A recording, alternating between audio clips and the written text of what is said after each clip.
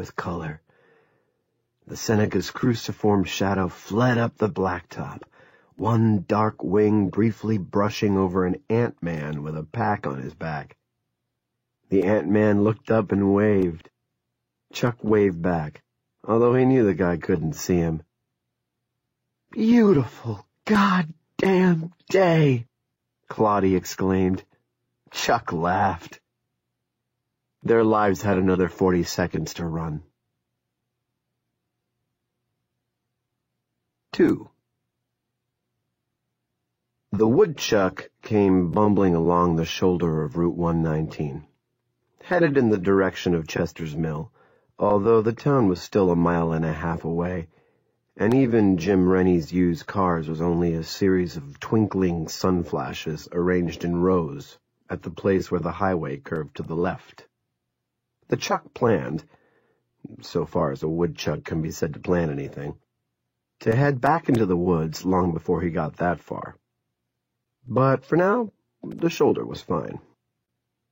He'd come farther from his burrow than he meant to, but the sun had been warm on his back, and the smells were crisp in his nose, forming rudimentary images, not quite pictures, in his brain.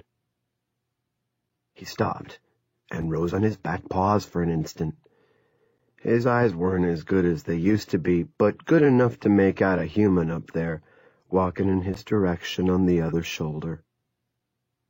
The chuck decided he'd go a little farther anyway. Humans sometimes left behind good things to eat. He was an old fellow, and a fat fellow. He had raided many garbage cans in his time, and knew the way to the Chester's Mill landfill as well as he knew the 3 tunnels of his own burrow. Always good things to eat at the landfill. He waddled a complacent old fellow's waddle, watching the human walking on the other side of the road. The man stopped. The chuck realized he had been spotted. To his right and just ahead was a fallen birch. He would hide under there, wait for the man to go by, then investigate for any tasty... The chuck got that far in his thoughts and another 3 waddling steps, although he had been cut in 2. Then he fell apart on the edge of the road. Blood squirted and pumped. Guts tumbled into the dirt. His rear legs kicked rapidly twice, then stopped. His last thought before the darkness that comes to us all, chucks and humans alike. What happened?